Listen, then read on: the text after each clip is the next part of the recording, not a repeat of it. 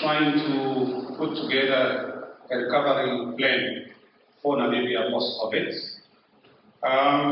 We have actually heard from our respective speakers, of course, and this is actually the time that we've actually been waiting to interrogate the last three speakers, as well as our representative from government, Mr. Mbano Sylvester. Just to put a small, just to put in perspective and summarize what our various speakers have actually said. I think there are a few things that is standing out from the three speakers that, of course, there seem to be an argument that actually resource mobilization. Of course, we have got a government that is actually constrained due to fiscal consolidation. Of course, it shouldn't actually be looked at in a bad light, but it's actually for the good of Namibia. And of course, we actually need a good resource mobilization strategy going forward. There seem to be consensus amongst the presenters in terms of the role that the private sector, in particular the SME, the small medium enterprise, have actually had to play in terms of moving forward the Namibian economy. Of course, there is actually also a role for agriculture, both livestock and crop production, in terms of actually reducing our imports and also to tend to create employment for the masses. The issue of unemployment have actually been alluded to by nearly all of our speakers. It's actually something that we're sitting with, and that was actually made worse by COVID. Of course, where there are minor differences in terms of the approach. In particular, if I may reflect on what the last speaker have actually ascribed to. His main approach is on efficiency.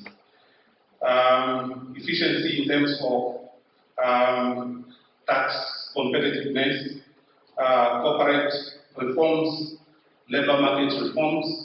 Of course, one key very important aspect that he touched on, which tends to, I think, also connect with the professor, is on the labor market reform. We cannot actually talk about growing the Namibian economy with the same. Of course, we do have unemployment, but if we need to actually to attract foreign investment, there's actually a need also to invite foreign skills into the Namibian market. Of course, I'm not going to repeat everything. Perhaps as a starting point, let me give a few time to my presenters to, let me start with Mr. Salomo. In terms, if you would actually, in 2 seconds, the short term, or should I say the hanging fruits, in terms of what you foresee in terms of the recovery plans for Namibia. Perhaps one or two that you would want the House to move up with in terms of going forward, what you foresee as the hanging fruits for the recovery of Namibia. Thank you. Yeah, thank you, Prof. I think I've spoken quite extensively on that. I even gave practical examples of facilities that would create jobs by standing empty. And given the labor profile of the Namibian labor force, it's extremely difficult to move into this highly complex sector. And I think this one also was ordered to the school yard, boxing out there. But the point that I'm really making is that that agriculture is a labor-absorbed sector.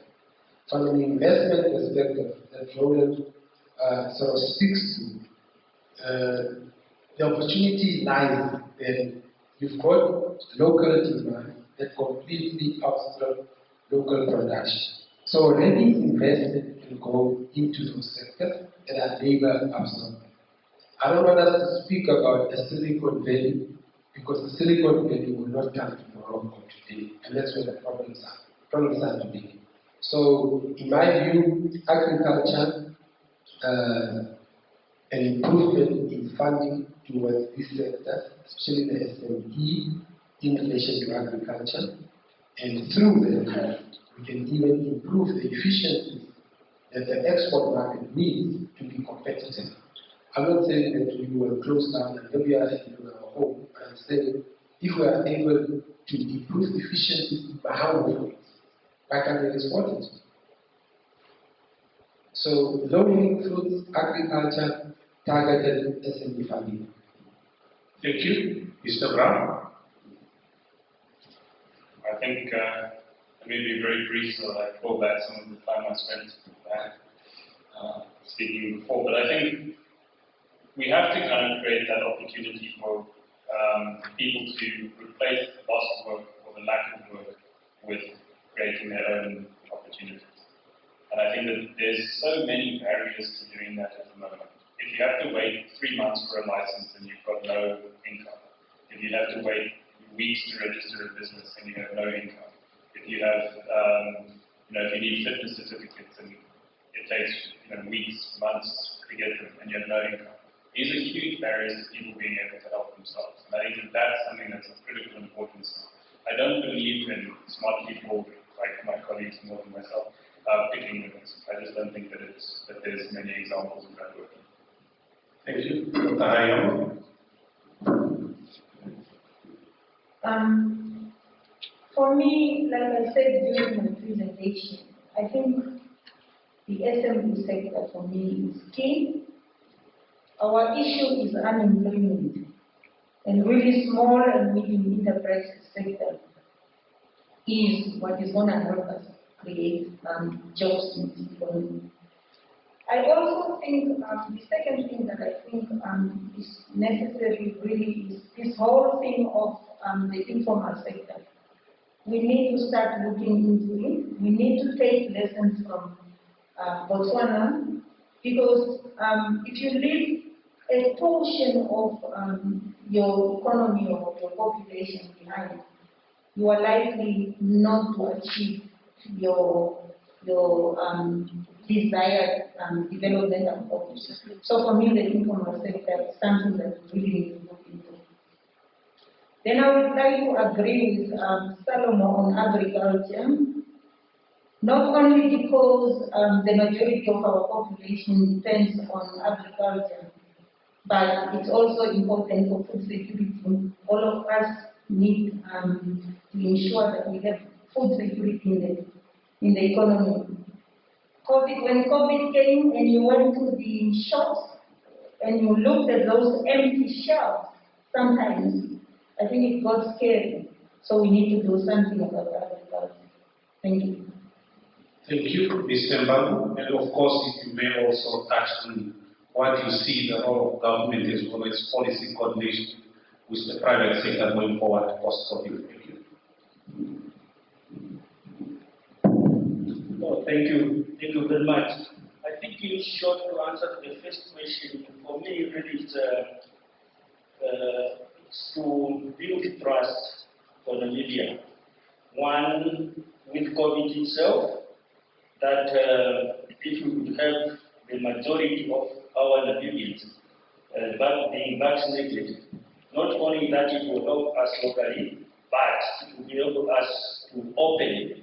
And even those, because we can open, but if there is no trust, there is no confidence, even those who are supposed to come and visit, they will not be able to visit us. But also, the other element which we can do to the issue of coordination, whether you are talking of reforms and so on, I think you are converging on the issue of of coordination and policy reforms. In a nutshell, really, for me, as a government, and what we are already doing, which we have to do better, is to bring all these issues which have been discussed. There are many studies, many elements which have been done. About University, where I'm also involved, but other initiatives which have been presented today and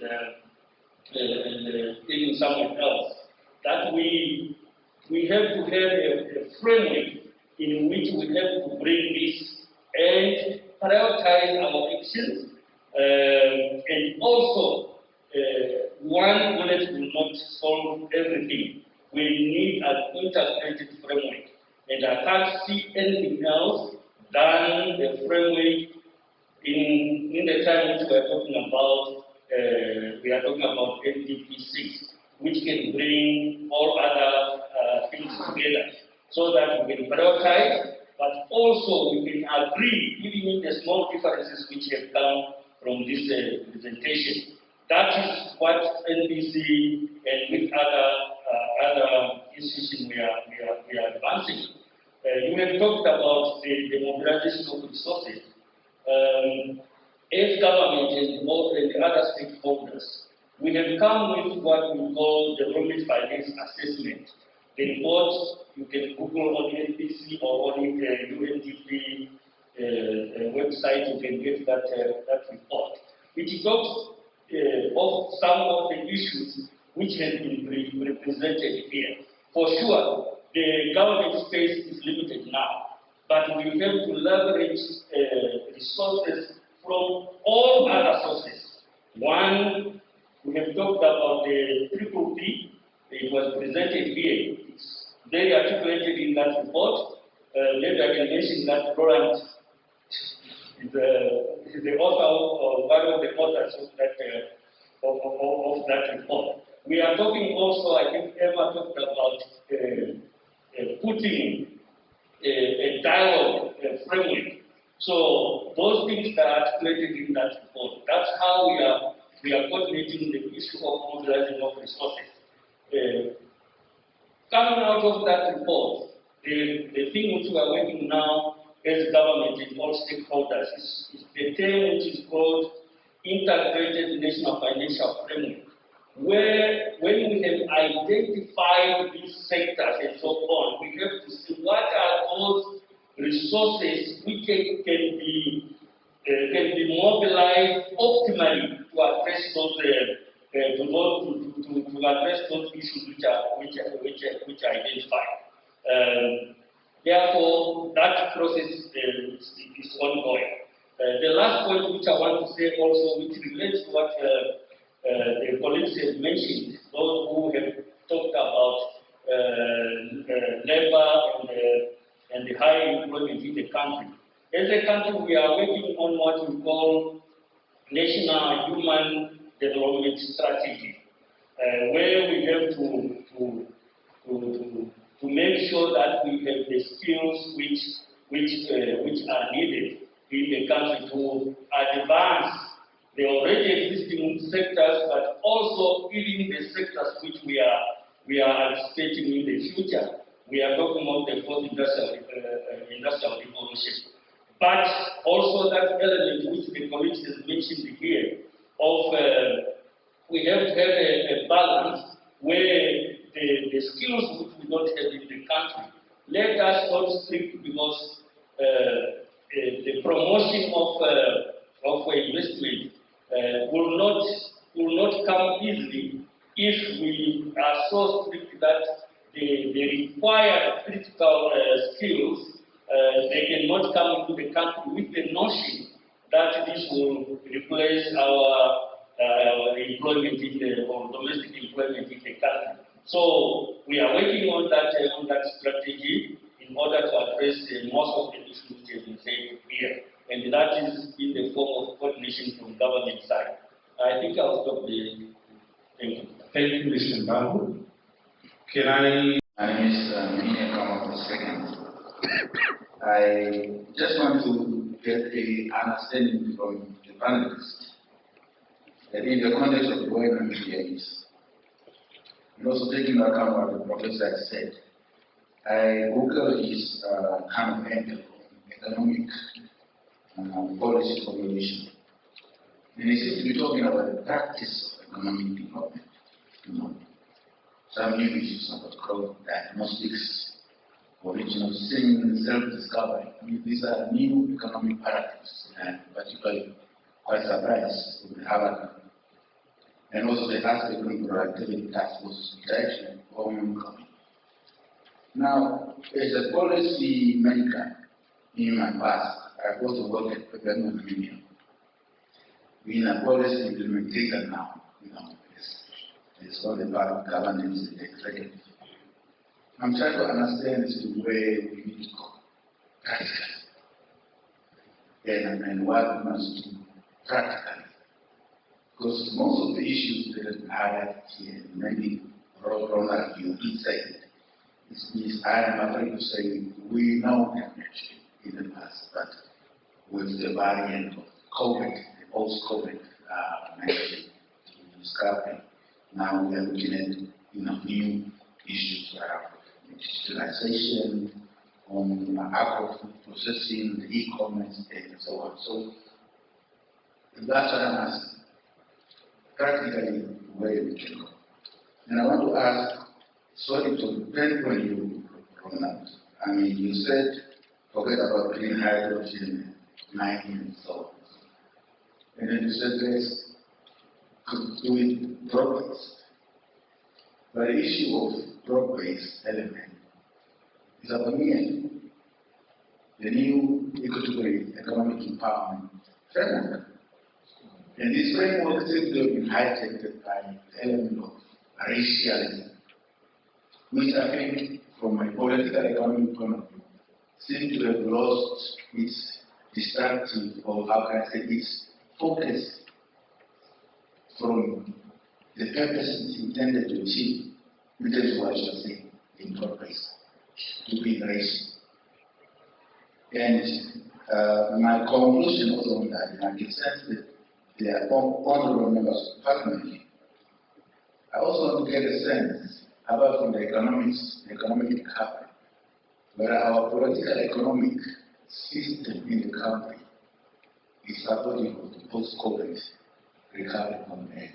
Because all of us are talking together, we can do more. And we can do more with less, like Mr. Haiyambo, which is pointed out. And also Dr. Haiyambo also pointed out in her presentation. So practicality is less talk and more action. Thank you. Thank you. Speaking is Martin Nkubi. Firstly, I just wanted to agree, I think, with one of the speakers, it must have been Brown,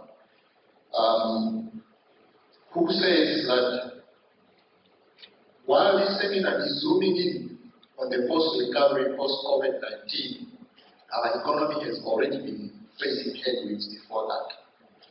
And therefore, our intervention in the discussion today should be aiming at addressing maybe some of the fundamental, structural economic challenges that our economy is facing. We have heard that we have seen some growth, especially prior to COVID-19, but it seems this growth has been jobless. It seems that it has been driven especially by the extraction sector, and not so much by the secondary sector, which is probably the value-adding sector, which would create a bit more employment. So we need to look at that. Now, I was also thinking, what could possibly drive investment in Namibia?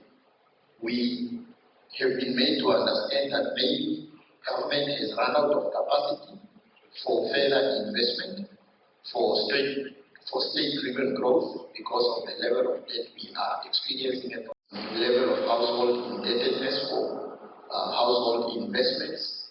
I think often we are left with FDIs, foreign direct investments, as potential pillar for growth for Namibia. But it seems FDIs are only interested in the extraction sector. figures that we are hearing of FDIs coming to Namibia are going into the mining sector. They seem not to be going into the secondary sector, maybe not even in the primary sector where agriculture is. Should we drive FDIs, especially in the agricultural sector, maybe tertiary sector? But the question is also on our tertiary sector. The question is our economy perhaps too small and too open for its own good? It's a question, and maybe the panelists will comment or react to that. Would an international investor be interested in Namibian tertiary sector, or they will only be interested in the extraction sector? Would they be interested in the primary sector in Namibia, especially agriculture? Or should we? And if that is the case, that foreign investors will not be interested in our secondary sector, which would create employment for our people, what should we do? Should we maybe focus on demand, local demand, and I'm talking about local demand growth? In other words, do we need policy interventions, practical or pragmatic policy changes that would improve the preference of local consumption, or rather the consumption of local products? And through that, we will be able to support our own small industries and therefore our own local employment creation. That's really a question I'm handing to our panelists. Thank you very much. My name is Prof from NUNW. First of all, I just have a few questions, possibly also some comments about solutions to what we want to achieve. Our first worry is our education. Does our education curriculum produce people that are wanted or that are absorbable by the market? Or do we need to change our curriculum for the best, in order for us to see how best we can improve in terms of post-COVID economic recovery? I think listening to all these experts and economists, I think that's now high time for us as a country to see whether we can reconcile the past with the present before we move to the locomotive. Possibly to call all of you, the experts in economy, to provide us the post-COVID recovery plans and systems. Also, in how we are going to capacitate or train those that do those plans, including monitoring systems thereof. Our challenges and opportunities for the future of this country is the best, first. Also, for us to identify the risks, because COVID is not ending. Did we possibly look into the issue as to how we will handle the health situation of this country in terms of the future health care of Namibia and the impact of COVID and what we want to recover the economy? How can we restart some of the engines that has been switched off by COVID in terms of employment or in terms of job creation? I have just put some few things that one needs to check. You see, when we need a capital to make loans affordable through our banks or through any institution that will be tasked to do that. how best can we promote global peace?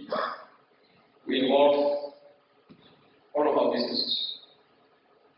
I'm mentioning that because I'll give you an example of a tender of supplying food to the I've been to Spain and said that they add value to our fish by producing medicines, lotions, preventions, to make our 1 up to 6.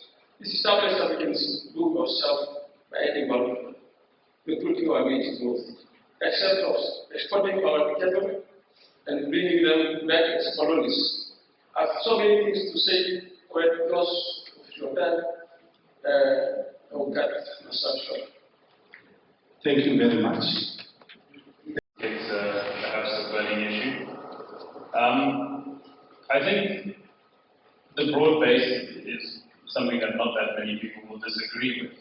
Whether the policy direction is actually broad-based is a much bigger question.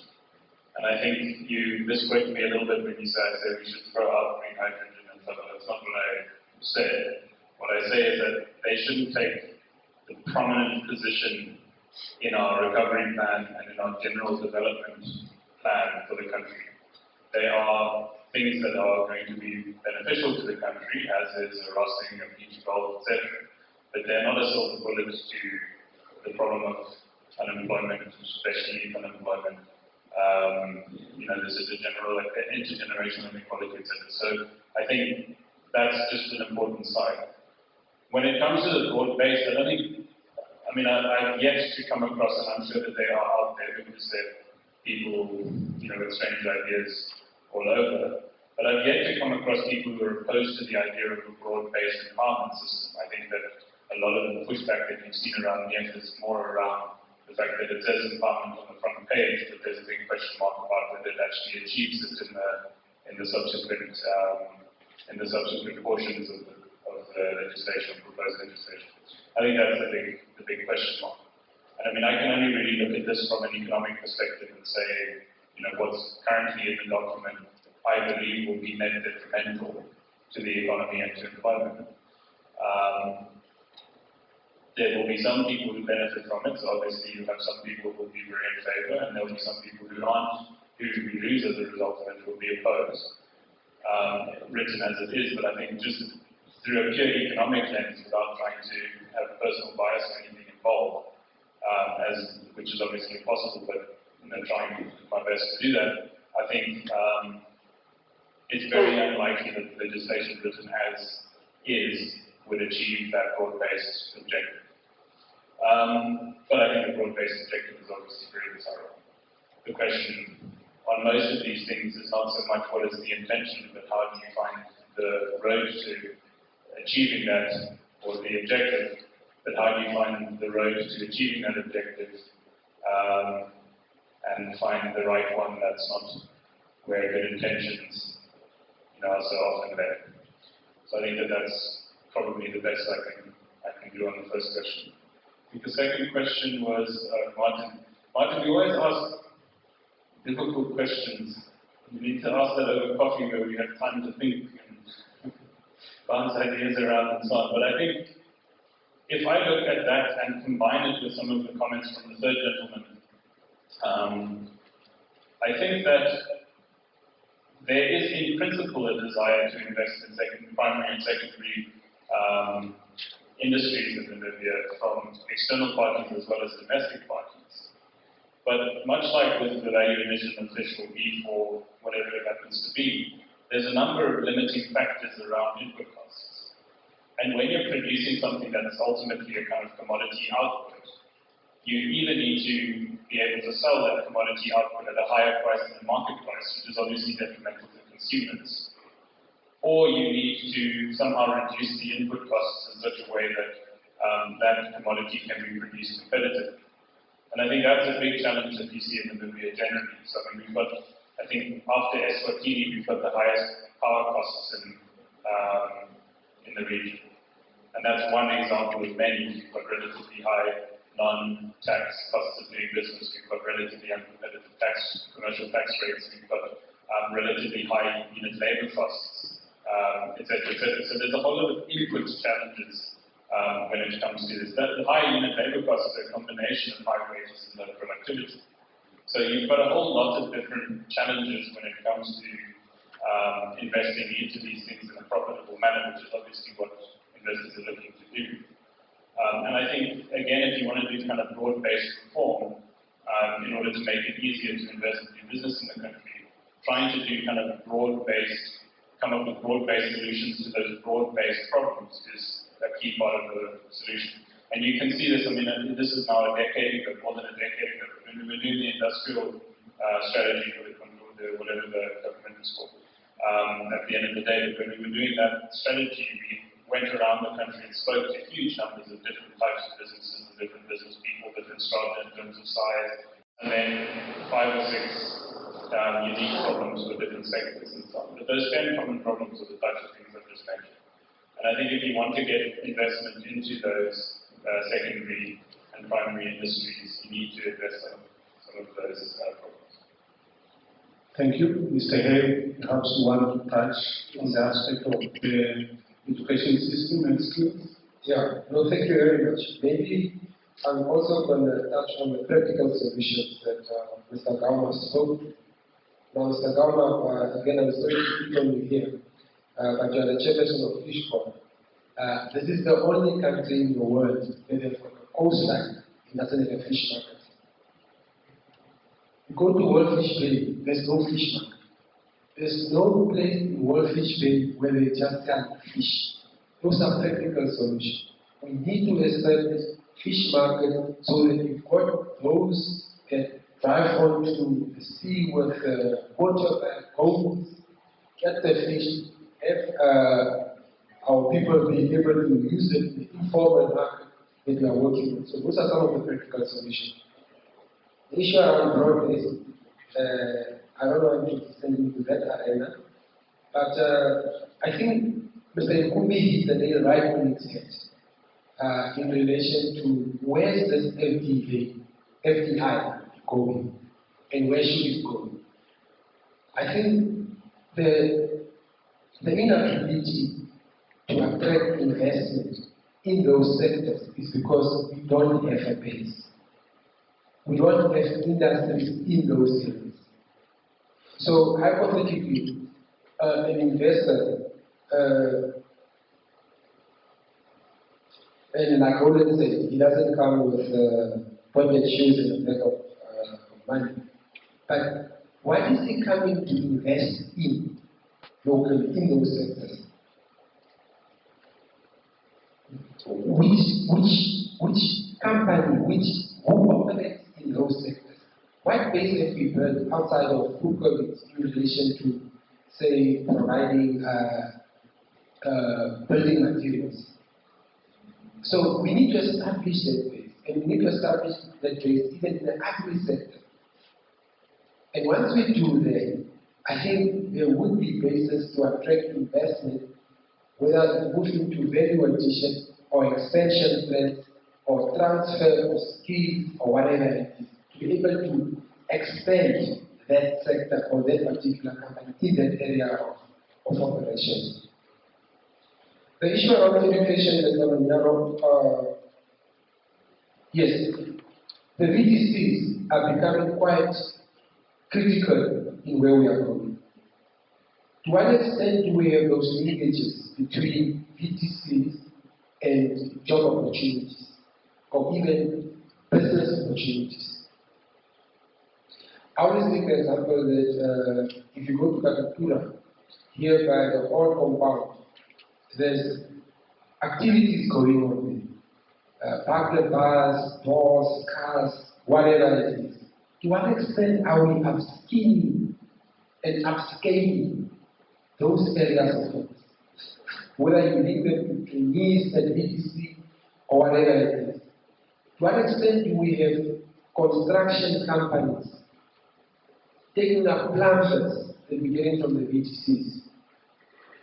So it's not necessarily that you need to have a degree and study economics to be able to make something out of your life. I think there's a bigger value add in some of those vocational training centers. So it's also how we bridge that curriculum to maybe accommodate Because we've got too many people falling through the cracks in a Christian manner.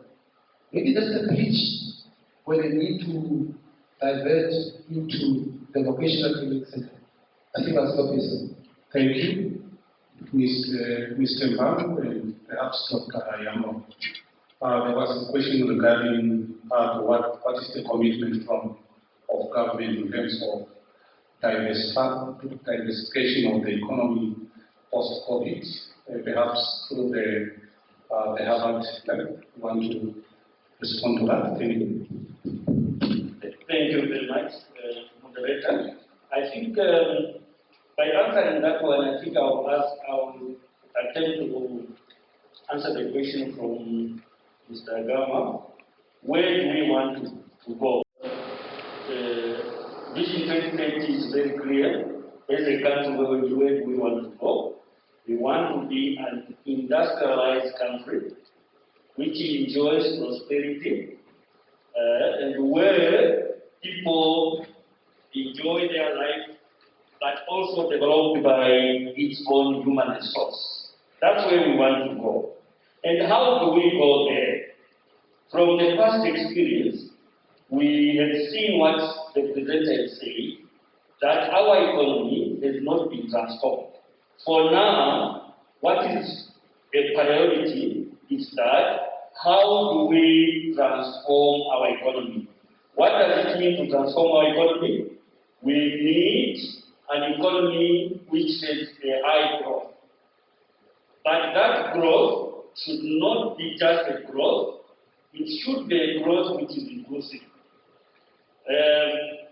Yes, that's where we want to go.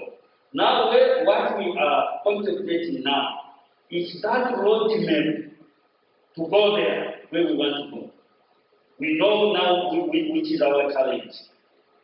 According to the study which the professor has presented here,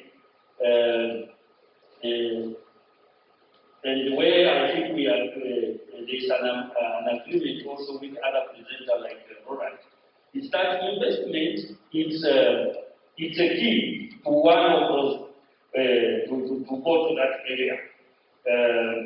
Yes, the Harvard study acknowledges that our investment in the past has been in the extractive sector. Then it comes with the point that, look, for Namibia to transform, you have a steep road to undertake. For you to jump from less complicated products to more complicated products, it will take you time. Therefore, recognize where you have already developed some capacities. Yes, we have been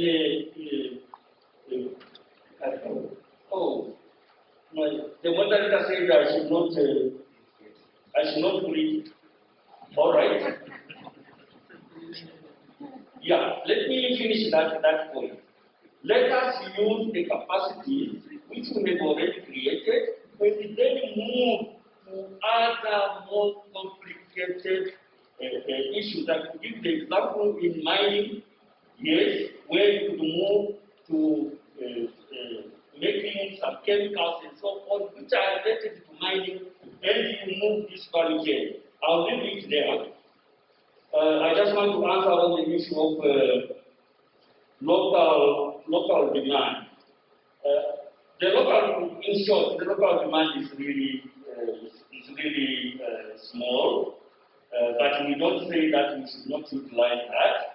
There are schools, there are army barracks, and so on. We have put it in before in 1955 that we should utilize that, but it will not be sufficient. Therefore, we should be outward looking. Hence, this investment. Chair, I wanted to just one point on that also relating to the investment. That's where the small difference from what Mr. Roland is advocating and the Harvard study, where the Harvard study says, why can't we identify the sectors and then promote those sectors. And Mr. Roland is saying, look, don't select, just make the conducive right and invite any other investment which can come. So this is going forward. We have to find the way forward. There are only indications. Let me just say that already the curriculum has changed now.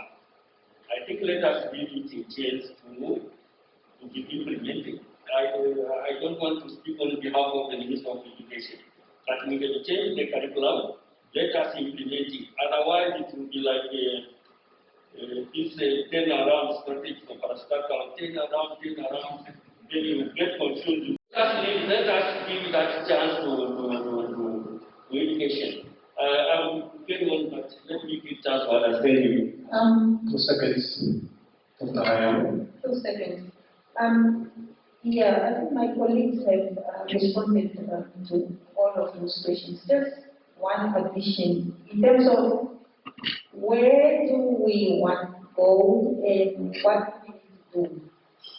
I think we know where we want to go, and we know what we practically have to do as well. As we were talking here this morning, I was actually asking myself, even when I was preparing my presentation, I was looking at those things that I was proposing here today. And really, like I mentioned during my presentation, there is nothing new. Everything that we have said here, we have said before. So for me, what we need to do is, and it's true, for those that have been criticizing Namibia in terms of implementation, I think we need to start implementing. We have planned enough. We have strategies, we have identified strategies.